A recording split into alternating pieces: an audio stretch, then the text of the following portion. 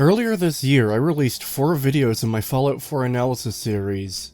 Towards the end of part 2, I did a breakdown of a speech that Emil Pagliarulo did at some conference. This speech is really telling and explains why Bethesda has some of the issues they do, such as not using game design documents, which are industry standard for keeping everyone on the team up to date with what's going on, and helps keep the game being made more consistent. With Starfield doing so exceptionally poorly, and being highly criticized for being a bad game, Bethesda has made a bunch of unusual moves, such as responding to reviews and telling them that real astronauts weren't bored when they went to the moon, essentially saying you should be having fun with the empty slop you've been given. Among the reactions from Bethesda is Emil himself coming out on Twitter to talk about some things, and he even mentions people being critical of this exact speech. He scoffs at the idea that he's a bad writer, or that he doesn't take the Fallout lore seriously, when both of these things appear to be true. Because of this recent interaction, I decided to release a breakdown of his speech as a standalone video. Please enjoy! I'm also working on a video about Emil's writing that will broadly cover issues with his writing from Oblivion all the way to Starfield, and I'll cover a set of tweets complaining about criticism there. Thank you for watching. This finally brings me to the heart of the issue. Emil Pagliarulo. Maybe Todd can be blamed for approving his ideas, in which case he's at fault too, but the core of the issue is Emil's absolute incompetence as a writer. Now, I'm not going to say he wrote every single quest or line of dialogue in the game, but he is responsible for the main quest at the very least. He actually did a speech on writing Fallout 4.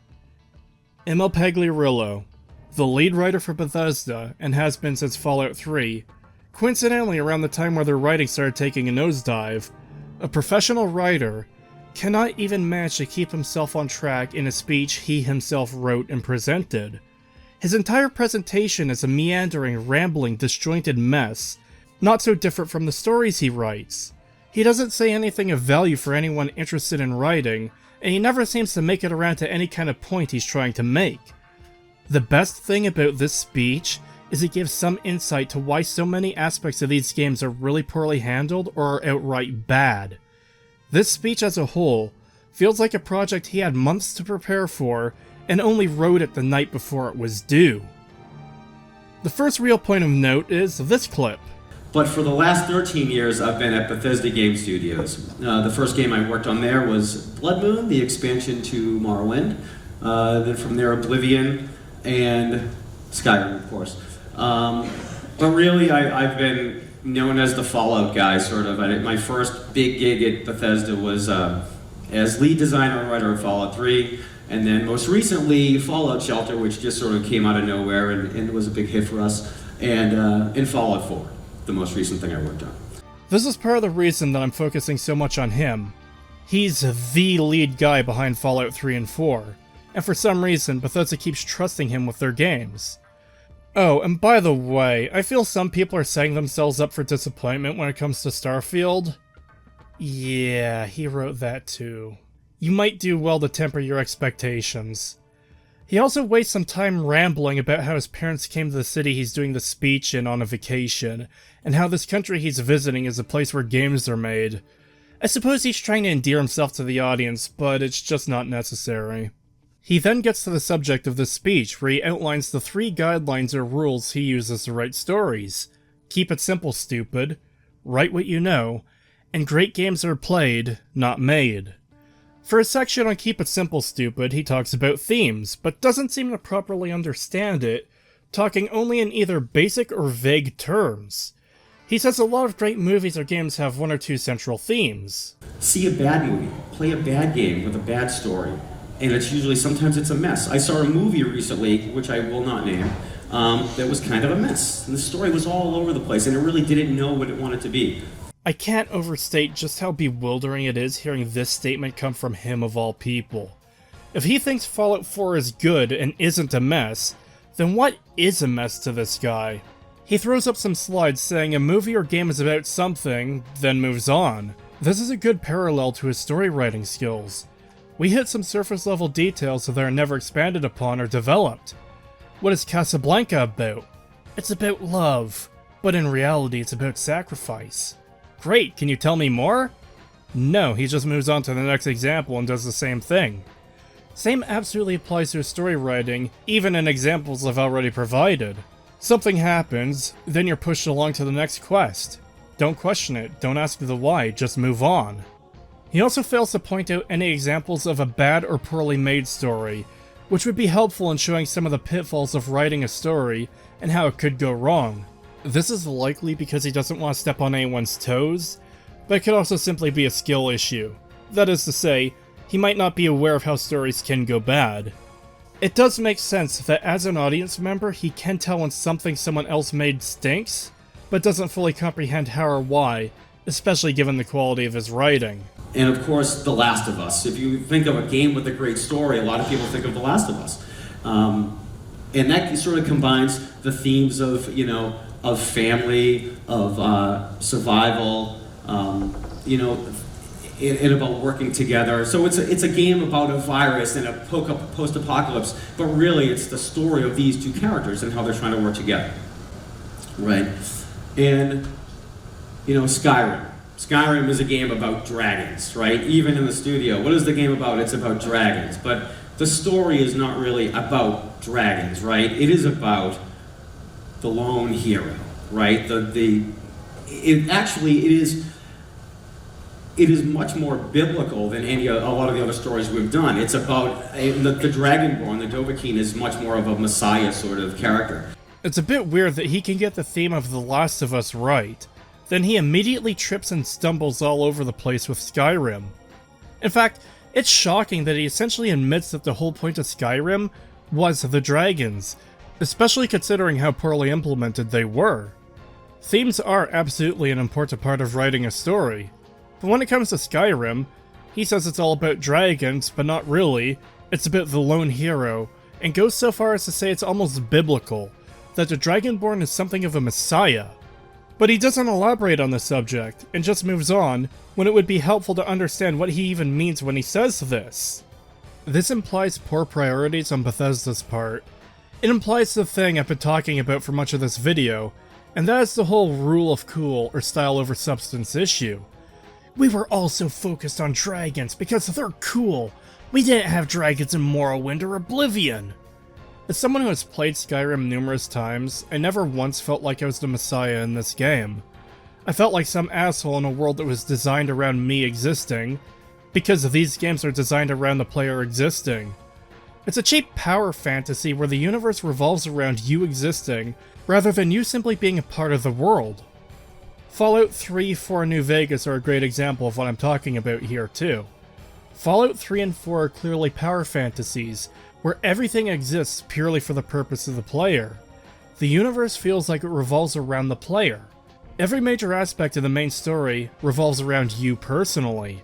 It's all about your dad's water purifier and finishing the work he started. It's all about your kidnapped son, and now he's the leader of the central faction you can either join or destroy. That's not necessarily a bad thing, and that doesn't even solely make these games power fantasies. But then every major event that takes place in these games also centers on you. And I don't mean you completing quests in the world. Three Dog and Travis constantly talk about you on the radio. In New Vegas, the war isn't about you. You're someone who gets involved in existing conflicts. Mr. New Vegas doesn't constantly name drop you. He doesn't even seem to be aware of your existence, only ever mentioning you in vague terms like an unknown third party, or a nameless contractor, and so forth. New Vegas feels like it's a world that exists regardless of you being there. Fallout 3 and 4 feel like worlds designed purely around you existing, and that's part of what makes them feel so artificial. Take a look at the vault entrance here. It is the one single example in the entire series of a giant platform elevator that goes down purely so you, the player, can see the nuke go off. This elevator is an absurdly bad idea in terms of people actually living in this world, because if it failed for any reason, then the people inside are doomed, and it is a miracle that any elevator even works after 210 years, but especially one this big. Going back to the speech, you want to talk about the hero's journey? Look at fucking Morrowind. You start off as nobody, the locals hate your guts, you're weak, but you grow as you level up, as you accomplish things, and when you finally fulfill the Nerevarine prophecy, people are nervous being around you because you are an actual living, breathing messiah to them. In Skyrim, you kill a dragon 20 minutes into the game and are proclaimed the Dragonborn, and guards tell you to stop shouting as if you're a hooligan stepping on the grass in front of a "Don't Step on the Grass" sign. Nothing has ever made me feel less like a messiah in the game than being lightly scolded by a nameless guard for using a legendary mythical power of legend that only the greatest heroes are born with. The lone hero isn't even a theme of Skyrim. It's more Bethesda's style of game design of playing a lone free character in an open world. In fact, Skyrim specifically has companions that can follow you around, so is it even the lone hero at that point? Morrowind barely has companions. Some escort quests, sure, and a bodyguard you can hire in Mournhold, but that's about it. Morrowind is a lot closer to the theme of a lone hero and a messiah. And if the lone hero really does apply to Skyrim, then it also applies to all their games. Arena, Daggerfall, Morrowind, Oblivion, Fallout 3, Skyrim, Fallout 4, Fallout 76. Being the lone hero isn't all that special or unique to Skyrim when it's the thing you do every single time. Then he says Fallout 4 is about synths. Or is it? And begins listing off a few surface level aspects, which hilariously enough goes against his point earlier. KISS. Keep it simple, stupid. What does that mean? Well, for me, that means when I'm coming up with a story for a game, I like to concentrate on strong central themes. And one or two strong central themes is enough. I find that think of a good movie or think of a good game, and you can usually think of a good movie or a good game with a good story, and you can usually realize that there's a strong central theme, a strong undercurrent, right? See a bad movie, play a bad game with a bad story. So Fallout 4 is about androids, right? Or is it? I mean, with Fallout 4, there are a lot of themes, right? Fallout 4 is about 1950s Americana, or Fallout 4 is about, the post-apocalypse. But at its core, Fallout 4 is about androids that look like humans, okay? And so first of all, 1950s Americana isn't a theme. It's an aesthetic. It's like saying your game that takes place in the Victorian era is a theme, or your game where the buildings all have Gothic architecture is a theme. Then he includes the post-apocalypse, which again, isn't a theme. A theme in a story is essentially the deeper meaning of that story or what it's really about at the core of it. Stuff like the hero's journey, growing old, revenge, freedom, death, war and sending inexperienced men to their deaths, being human, hope, family, good versus evil, identity, man versus nature, redemption, and so forth. Having a 1950s aesthetic is not a fucking theme, and neither is the post-apocalypse. The post-apocalypse is a setting, it's the backdrop for the story you're telling. The theme of Fallout as a whole is that no matter how much changes technologically or within our societies, war will always be a fact of life for humanity. the theme, this became a very important point for us, and is something that we didn't realize until a little late in pre-production. The most important theme in Fallout 4 is suspicion. Who is this person sitting next to me? Are they human? Do they want to do me harm? Maybe I'm alone here, but I never viewed who is or isn't a synth as a level of suspicion because I never had a reason to. If they got up and started shooting me, they were just another nameless enemy to kill. Were they a threat to my settlements? Cool, one of my nameless NPCs is killing the other nameless NPCs in my big dumb pointless ant farm. Why should I care? Especially when there's literally, once again, no substance to it. Oh, a synth joined my settlement and went berserk? Okay. As I went over earlier too, the whole question of who is or isn't a synth was never really a big part of the game. The only evil synths you ever deal with were either explicitly told to you in the first place, or were very clearly flagged as someone to not trust. Everyone else was either neutral or good. Dance being a synth didn't make him a traitor to you, nor did he intend any ill will towards you. Neither does any friendly synth. Again, there's never that moment of a synth betraying you. Worse yet is the fact that this isn't the best setting to try to even tell such a story, because this is a nuclear wasteland in which people fight and struggle to survive, where it's already a question of whether people should trust one another or not. Throwing synths into the mix doesn't really change much of that aspect. If anything, the player being betrayed by someone who they didn't know was a synth would be subversive not for the fact there was a synth doing it, and you couldn't trust them due to that, but for the fact that Bethesda doesn't really ever do big betrayal moments where it isn't painfully obvious that you're going to be betrayed in advance. There's also the fact that most of the named NPCs in the game as a whole barely have a personality to begin with. They have personality traits, but they're not actually developed characters. The shopkeeper who hates synths, what is her personality? She's paranoid. Cool, anything else? She's paranoid. Right. Suspicion in this way is basically impossible without the player being invested, and there's not enough depth to the world or characters for the player to properly get invested in. But more than that, we've already seen our investment is meaningless by the lack of choice in the world, and for the fact that the game constantly contradicts itself. There's a scripted encounter in which a man is holding his brother at gunpoint in Diamond City, paranoid that his brother is a synth. This encounter quickly ends with a nameless Diamond City guard killing the man and telling everyone to move along. There's nothing you can do, and the surviving brother is immediately made irrelevant, and he will get removed from the game. This encounter almost always happens the second time you enter the market area of Diamond City, so you don't have a chance to meet and learn about these characters, and it's presented in a way that's supposed to be dramatic or important. Again, it's just another one of these Kodak moments for Bethesda, where they try to show something to the player that just feels entirely artificial and forced. Let's talk a bit more about the phrase "keep it simple, stupid," though.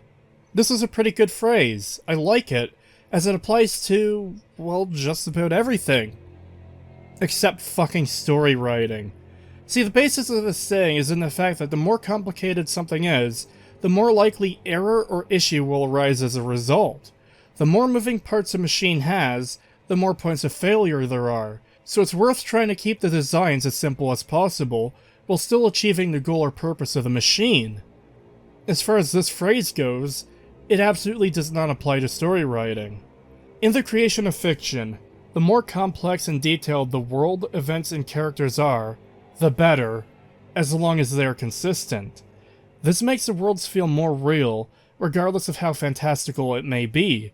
It gives them depth and complexities that we could see every day in our own world. A developed character with personality traits, a backstory, reason for doing things the way they do, and an actual personality is infinitely more interesting than Bethesda's one-note characters that seem to be based around a single trait.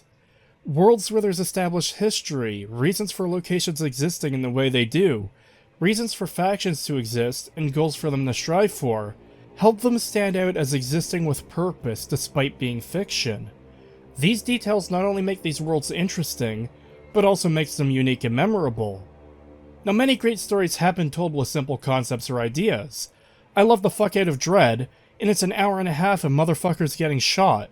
But the point I'm making is that not every story should be something simple, especially when you're dealing with a large open-world RPG with plenty of factions and decades of lore behind it. Hell, I don't even fucking know if he actually applied Keep It Simple Stupid to Fallout 4, since it is one of the most complexly awful stories you could possibly come up with. It is very clear that Emil's unable to write regardless of complexity.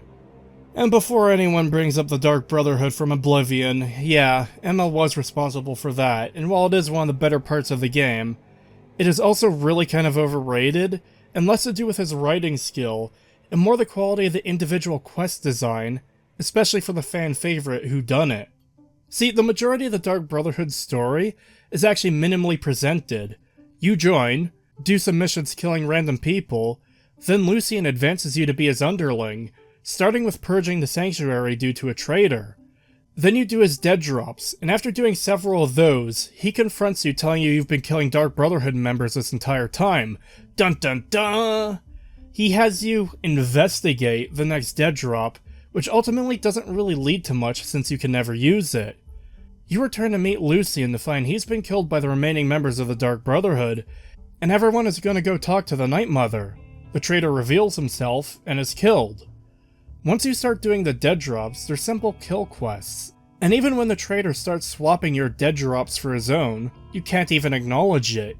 You're just on rails for the story ML wants to tell. So even if you do notice the swap, your character is made artificially retreaded by ML, locking you to those rails much like what he's done in the first half of Fallout 4's main story. What saved the Dark Brotherhood was, as I said, the quality of the individual quest designs in the first half of the faction, due to the bonus objectives that made them more interesting than simply killing a Randy. Additionally, the personalities of some of the characters involved helped too. While still a bit too shallow for my taste, it is far superior to anything in Fallout 4. Once again, this could have been far more interesting if you actually had to seek out evidence and clues to learn who the traitor is, or even acknowledge that the dead drops have been swapped. Am I human? What are my own motivations? So the question of whether you're human or not doesn't really come up, and your motivations are obvious until you reach the Institute. You want your babby back. I do want to address the question of whether the sole survivor is human or not, because this has become one of the most obnoxious theories that totally saves the game. I despise this theory. Not only would this make the game worse, but there's nothing in the base game to even support this idea in the first place. I don't know if this theory existed before Far Harbor, but I'll tackle the evidence that expansion provides once I get to covering that expansion as a whole. First of all, there is no benefit to the Institute for doing this. They consider the Gen 3 synths to be highly valuable, and they don't believe the synths to have real free will at all, to the point it can't really be argued with them, and anytime you can bring it up, they dismiss you immediately. This does not support the idea they think their synths are advanced enough to have true human emotions or free will, and they would believe that any synth that they would put into your place would simply be following what they programmed it to. Secondly, when you decide against joining the Institute, a recall code is never used on you. Due to the previous point, this can barely be excused, if at all, for meeting Sean. It absolutely can't be excused for the destruction of the Institute when you have your final confrontation with him. There's no way in the world he'd allow everyone he's known and all their work and his own to get destroyed. Third, given the information in the first point again, there's no way in hell Sean would make you the leader of the Institute. Fourth, the Brotherhood would know if you were a synth too when they found out about Dance. Fifth, I guess a lot of people who believe this theory either didn't pay attention, or forgot, or somehow missed this, but Kellogg specifically calls out leaving you alive as a very bad idea. The one person they should have killed is the one they left alive. I've seen people use the idea that everyone else in the vault is killed as proof, but the game specifically goes out of its way to tell you that you are in fact left alive. There's no way in hell Sean could have known you'd have entered Kellogg's mind and saw this moment either, so it's not like he could have or would have faked this memory for Kellogg. The theory is just stupid and makes no sense. Anyways, back to the stupid speech. You'll notice when watching this that he didn't actually say anything of substance. I've mentioned this already, but it bears repeating, because it shows his lack of skill and understanding as a writer. He points out some central themes in movies, and stumbles when it comes to his own works, and says Fallout 4 has a theme of suspicion, but doesn't elaborate on what that means, or why and how it works or is good. He just moves on immediately to his next point, which is, write what you know. He uses washing dishes as a counterexample of what he means, then makes a joke that he thinks a game about washing dishes would be fun. Does this mean that if you are working as a dishwasher and decide to become a game developer, you need to make a game about washing dishes? No. Though that would be a fun game. Unsurprisingly, this is more of a rambling mess. He shows one of the most recognizable faces of anime, and says people might not recognize him. I don't even need to comment on how fucking retreaded this is. I'm not a weeb. There's only a handful of anime I've ever actually enjoyed, and I still know who this guy is. But he paraphrases something Miyazaki said, essentially that the state of anime has been going downhill because people have stopped observing other people, life, and the world around them. Emil uses this to build upon his point that write what you know refers to taking personal experiences and using them for telling your stories. He starts giving the example of how he is tasked with writing the Dark Brotherhood, and how he's not a fantasy assassin and knows nothing about that. What do I know? Write what you know. What do I know about being a medieval or fantasy assassin? Not a lot, right? There are certainly people I would like to kill. The intrusive thoughts one. He rambles a bit on the creation of the Dark Brotherhood, and says he based it off of Christianity, that the Dark Brotherhood's beliefs are the evil versions of Christianity. Sithis is the evil version of God, and the Night Mother is the evil version of the Virgin Mary. My biggest problem with this is the outright admission that the Elder Scrolls lore was such a mess that the writers were given a carte blanche pass to do pretty much whatever they wanted. So what I did, at this point in Bethesda, the fiction was sort of malleable. Like the Elder Scrolls had a long history, but everything was sort of all over the place. So the designers at that point were given sort of carte blanche to create our own stories and do what we wanted. So this should be a massive red flag about the state of the series to everyone.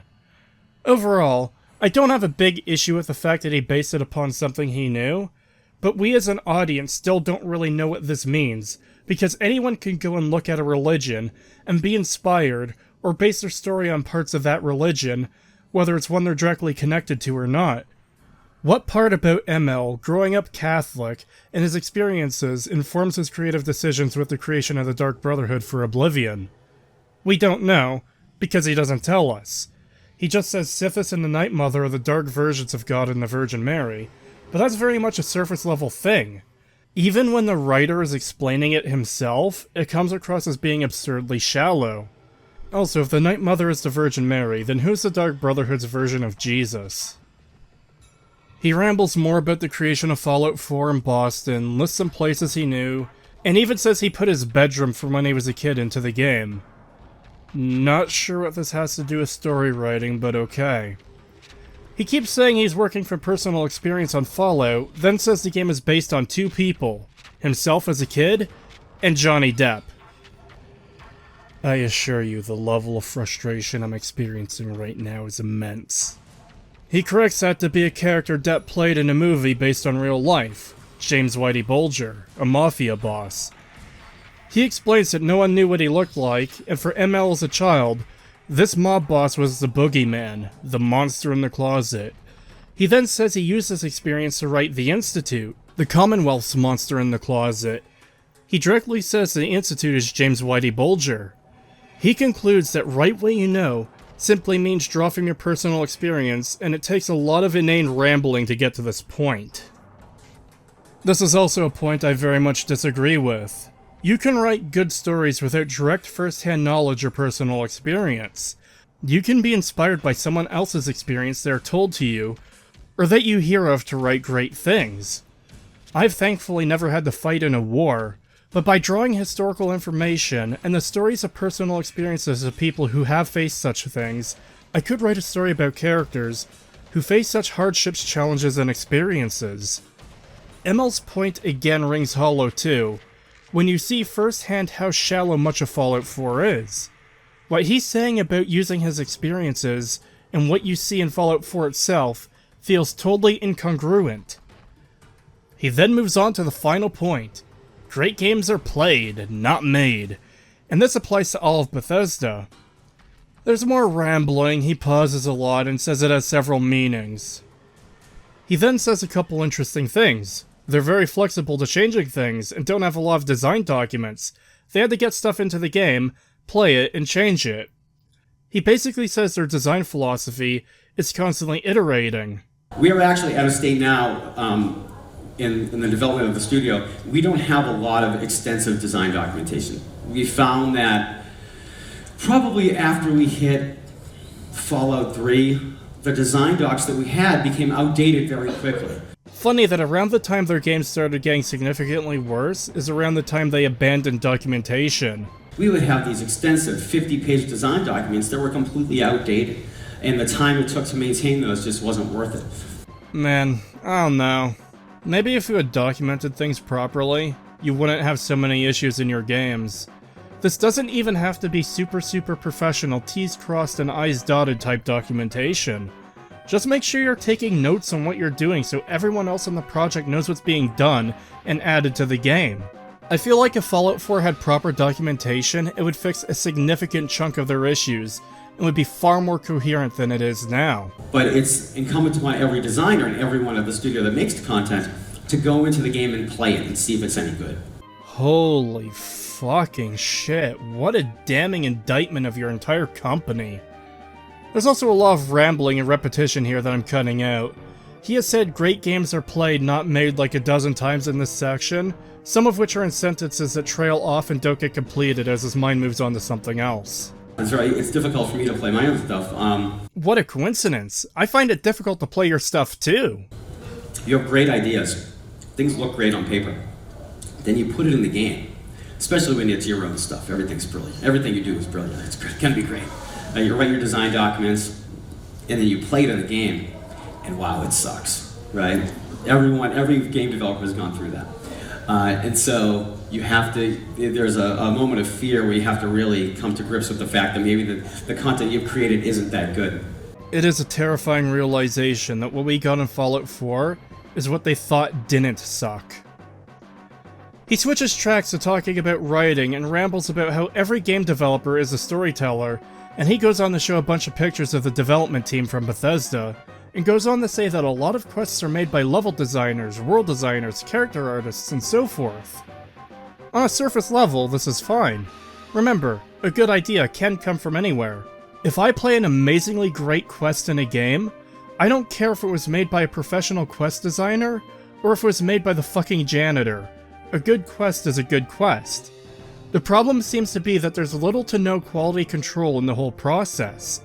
I have done every single quest in Fallout 4, and I can't for the life of me figure out which ones were made by quest designers, or character artists or janitors, and that isn't a compliment to the non-quest designers, because all these quests fucking suck. He repeats the played not made line again and rambles again, while switching to an image from Star Wars. He says that they always try to start big, tell a huge story. They always want to write the great American novel.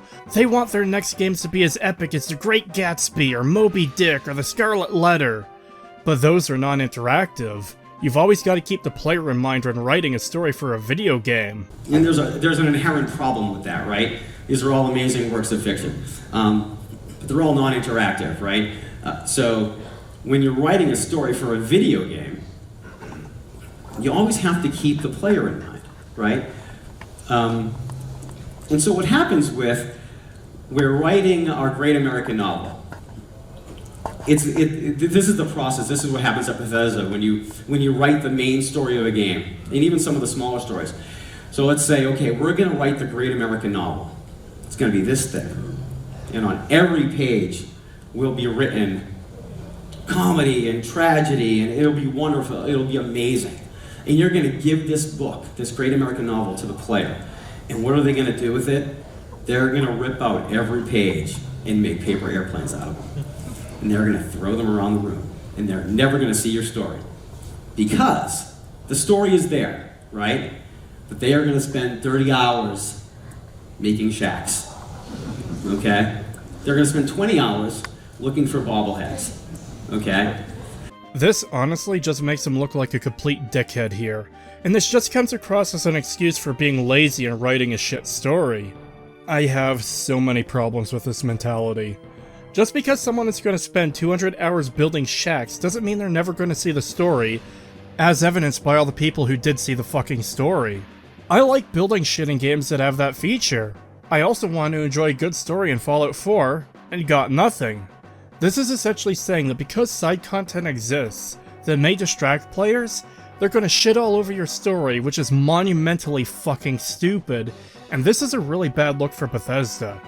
Even if you think people are going to spend the majority of their time building shacks or whatever, that's no reason to make an utterly dogshit story with no redeeming qualities. But that's okay. We know that going in. That's the jagged pill that we swallow when we do this. Christ, you are fucking insufferable.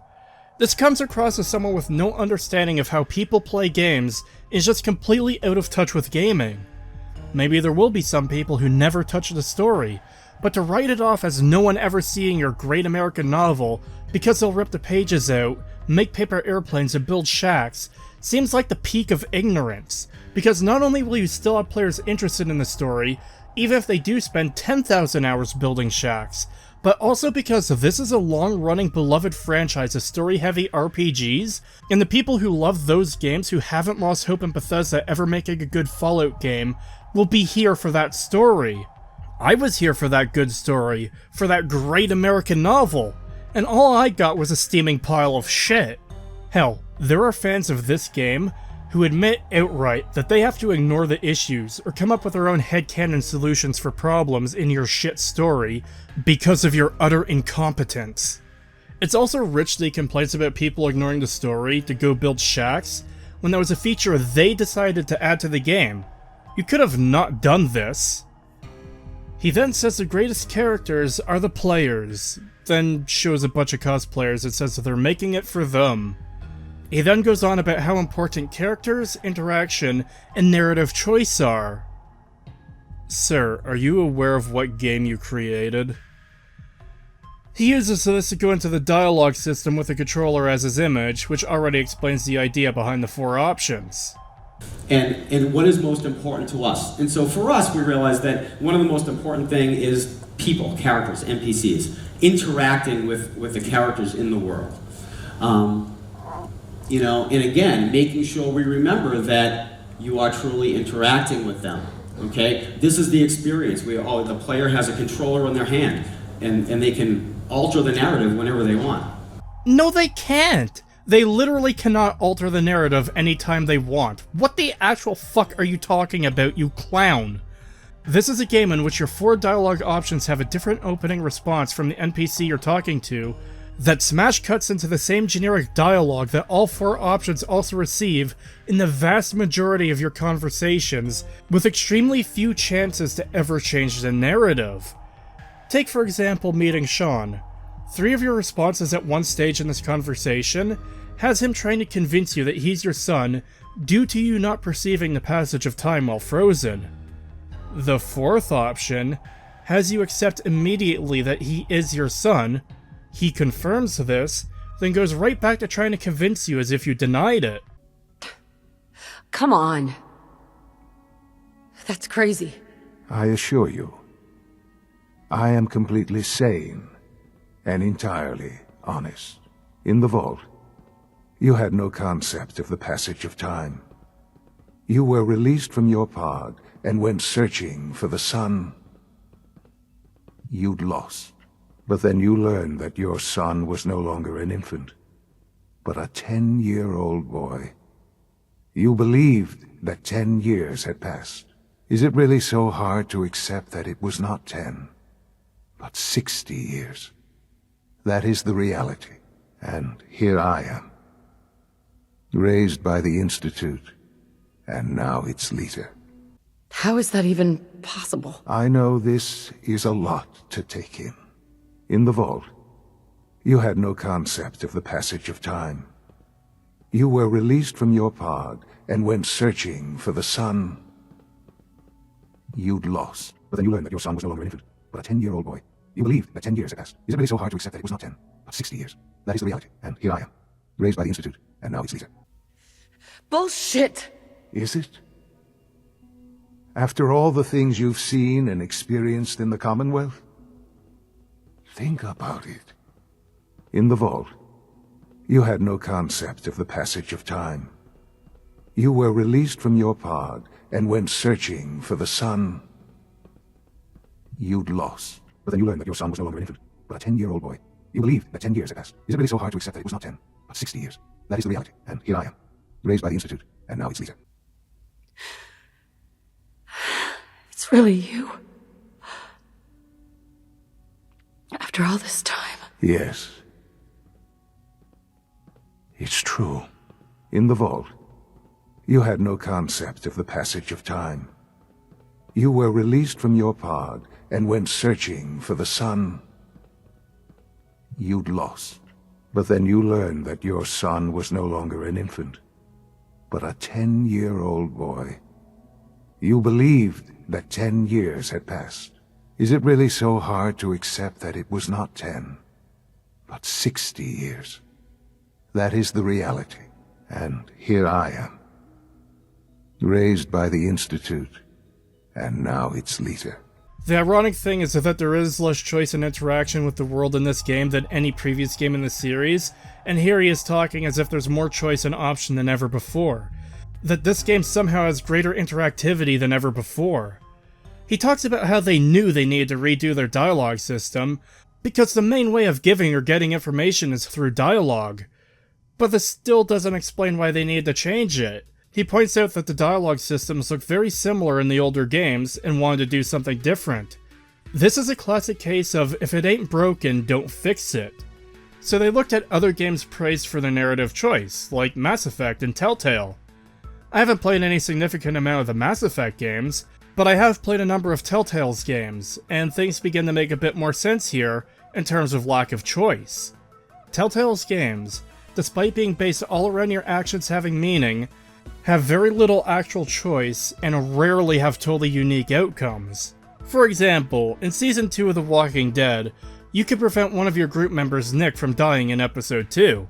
He immediately becomes absolutely irrelevant. He barely has any lines, if any, of non-optional dialogue, and maybe 1 or 2 lines of optional dialogue. He then gets separated from the group and shows up dead. Your choice to save him is made meaningless through him being made irrelevant. The only difference your choice ultimately has is if a character model is loaded into a couple scenes or not.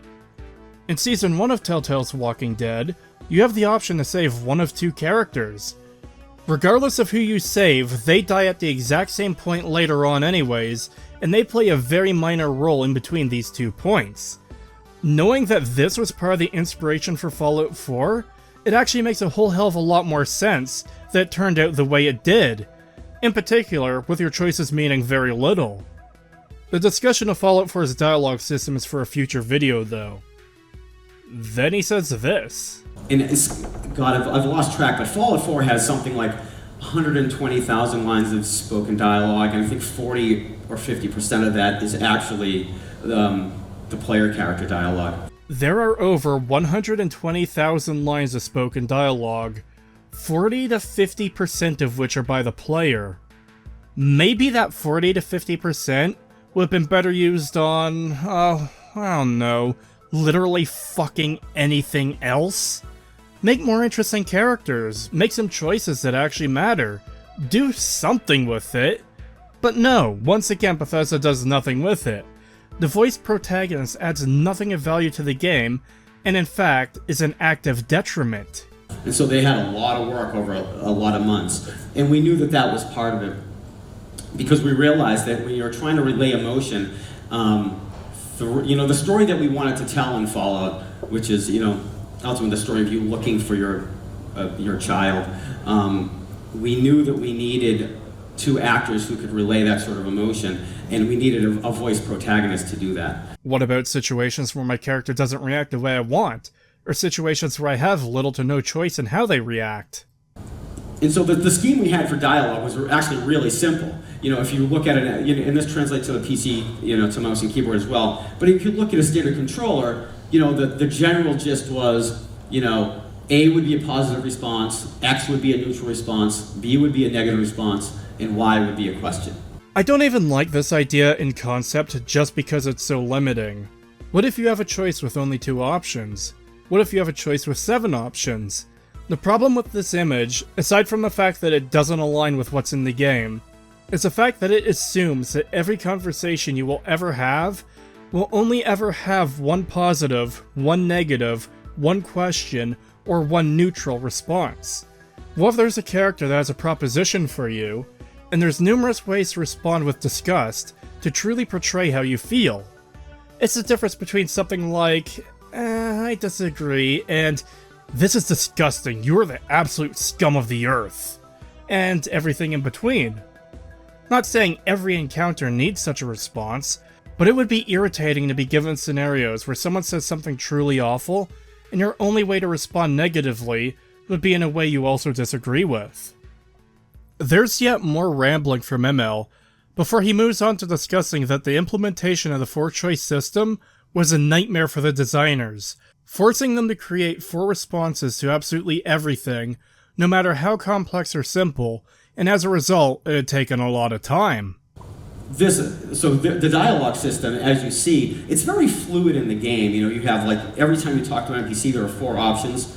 Well, for the designers, this was something of a nightmare, because every interaction with any NPC meant that they had to write 4 responses for anything.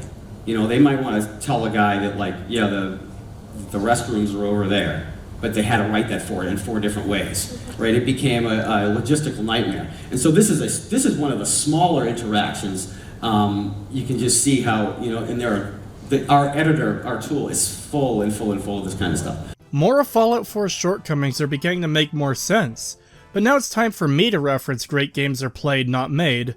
I think I've earned that right after having heard it from him like 30 times now. In all of their playtesting and iterative design, and the issues they had with this entire system, why didn't they decide to just fucking scrap it? It might be an issue of the sunken cost fallacy, possibly a literal sunken cost if they had all the dialogue recorded, but this system is just inherently limiting, clunky, awkward, and annoying for both the developers and players. There is a point where you should reconsider your options and maybe be willing to take a loss on a really fucking stupid idea. And this slide sums up all the horrors of the dialogue. Those are the designers wanting to kill me. That's the spaghetti-like structure, and that's all the designers in the mental institution at the end of the project. We actually, trying to create the story for this game and using the dialogue system was incredibly difficult. Geez, maybe if you stuck to the old system that wasn't broken, you could have put all that effort into making a better game. He rambles about not wanting to drop lore bombs and that they tell stories through environmental details. Lore bombs aren't inherently bad. Sometimes you just need to convey important information to the player, but I guess that lore would have to be consistent to mean anything anyways, and I think I've done a good job at showing just how insanely inconsistent this entire game is already. If there was a lore bomb that explained that the synths all use a brain scan of the person they're replacing, then Roger Warwick and art would still be an issue. Then he rambles about Skyrim's intro. So this scene is from, kind of hard to make out, this is the very beginning of Skyrim. You're in a cart, being transported to your own execution. You can't even, your hands, you can't talk to the other NPCs, there's no dialogue. Your hands are bound. So you have very little interaction. It's basically like bus ride, right? And so I worked with one of the designers, William Shen, on the sequence in particular. How do we make this an interactive experience, even though we can't? And we just try to leverage every tool that we had. So you can turn your head, you can look at things. And so what we did is we used the other NPCs in the cart to sort of narrate. So, you know, you look someplace and he's like, oh, I knew a girl in this village, or, you know, I remember fighting over here. This feels like another example of missing the point.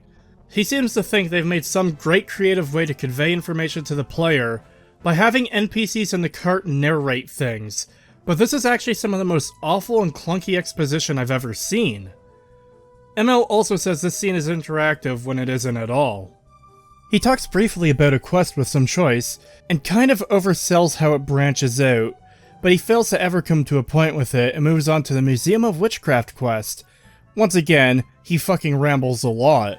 Sometimes the stories, when you're making a game, the story that you write on paper has to change. So with this quest, the example with this quest, we were leveraging things we didn't have, okay? Because Salem, when I think Salem, I think witches. I actually lived in Salem for a while.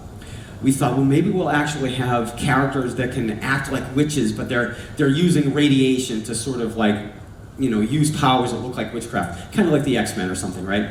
And we'll do that. We'll leverage Skyrim's magic system, right? Because we still have it in the code, and we had it in the code. It got ripped out at some point, okay? So we didn't have that anymore. And so we weren't going to recreate that entirely just for one quest. It wasn't going to happen. The future of Fallout is fucking doomed if it remains in this man's control. He rambles about how much of this location changed over time, before saying that the quest here has you fight a Deathclaw, one of the scariest monsters in the game. one of our newest designers at that point, Liam, he's like, you know what, let me give it a shot. And so I worked with him to we had all these different options, and it turned out we did a very simple quest. Everything is contained in this building. You fight a Deathclaw, one of the scariest creatures in Fallen. And it turned out really great. It was a self-contained experience. It was an example of how I work with my team to help craft these stories, and how, looking at the player and the player's experience, we're constantly changing things and constantly keeping the player in mind. That's it. That's the quest. And he calls it great. Why is this a quest when you could go and fight a Deathclaw elsewhere in the game? Why is this a quest when you can shred one to bits in the first 10 minutes of the game?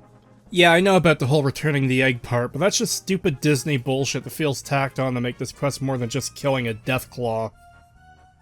Yet, even more rambling, he mentions Preston's endless fucking quests, and even mentions they get overbearing. Preston Garvey, head of the Minutemen, who we decided to do something different with him, and Preston Garvey, if you've played the game, will give you quests for the Minutemen, and these are radiant quests. They never end. And Preston basically sits on his ass while you do everything yourself, right? So it's content that never ends for the player, but it's sometimes gets a little overbearing. Huh, I thought your iterative design while playing, not making the game, should fix issues like that, shouldn't it? He then talks about Paladin Dance, and this idea they had, where you could kill Elder Maxon and become the leader of the Brotherhood. This idea is so fucking insanely stupid that I'm surprised it didn't make it into the game. We got Paladin Dance, another great example. Paladin Dance, spoilers incoming, sorry if you haven't played the game. If you haven't played Fallout 4, I'm sorry, that's your problem, so this is spoiler territory now. So Paladin Dance, when you're playing the game, he is an important character in the Brotherhood of Steel. It also turns out that he has a very important secret. And when you uncover this secret, and you go to Elder Maxon, the head of the Brotherhood of Steel, we had this idea on paper, sounded great, that you will, if Elder Maxon, the head of the Brotherhood of Steel, doesn't like Paladin Dance and wants to kill him, you can kill Elder Maxon and you can become the head of the Brotherhood of Steel. And it sounds great, right? Like on paper, of course. I kill the head of the organization, I become the head of the organization. No, it does not fucking sound great. Klingon promotion in the Brotherhood would be absolutely fucking nonsense. What are you talking about, you absolute fucking clown person? This gets worse too. The reason this choice was abandoned wasn't for lore reasons related to the Brotherhood, but because it felt wrong. Because everyone else in the Brotherhood felt the same way as Maxon. And we were going down this path, and then we started playing this in the studio. And so what happens is, you kill Elder Maxon, you become the head of this faction, and it felt wrong. And it felt wrong because everyone else in the faction, all the other members of the Brotherhood of Steel, felt the same way that Elder Maxon did. They didn't like this guy, they didn't like his secret. And it felt very wrong that you could take over the organization and everybody just accepted magically that it was okay that he had the secret. So we changed it. One single iota of self-awareness saved us from an even more stupid version of this game. He then talks a bit about Nick Valentine, our little microcosm from earlier.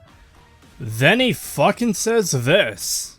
It is not meant to, and this is another problem for us when we tell our stories. We think big, and sometimes, the player wants to throw their paper airplanes, they want to build their shacks. Sometimes they don't. Sometimes they actually want to experience a story all at once. Well, no fucking shit, Sherlock. He then makes some nonsensical comparisons between games and movies. There's a dude dressed up as a baseball player in The Warriors? You can play that. There's Leonardo DiCaprio getting mauled by a bear in The Revenant. That's your narrative in Skyrim. How about the Red fucking Wedding from Game of Thrones? You could play that in Skyrim too. I didn't even realize this quest was supposed to be a reference to that. This has got to be the most flaccid reference to anything ever. These comparisons are just insane too. A bear attacking you in Skyrim is nothing like the Revenant.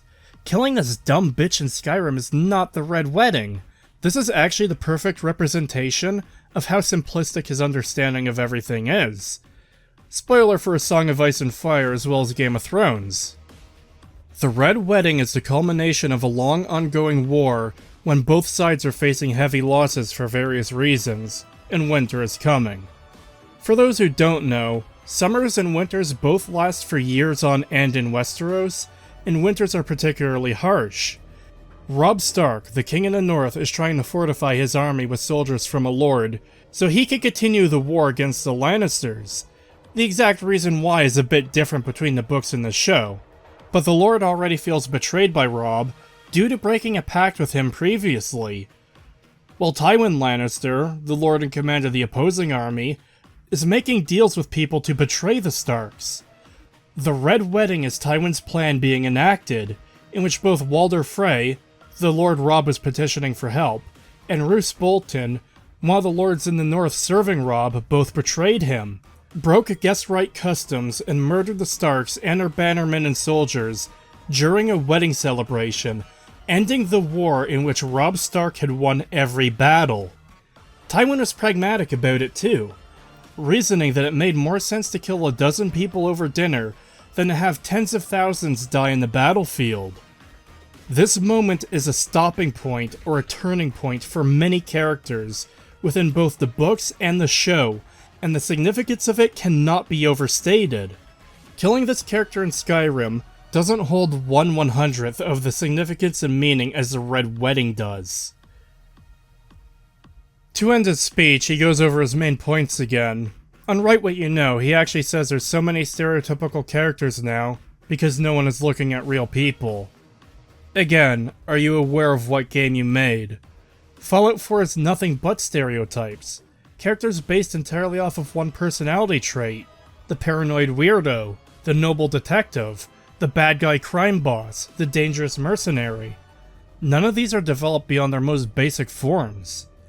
His final conclusion is if you do all that, you can eventually see your work on store shelves, and a true mark of being a game developer is waiting for the reviews to come in, reading the reviews, and if you're lucky, ignoring the reviews. You know, if you get lucky, extremely fortunate, you get to, you know, see the fruits of your labor, see your game on the shelves or in the store. But that's not the end, though. That's not the end of being a video game developer. Because the true mark of being a real developer is, as every developer knows, is waiting for reviews to come in, right?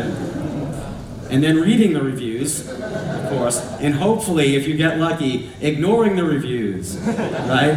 Thank you very much, guys. This really speaks to his level of maturity. Now, a lot of the issues with the game begin to make a lot more sense.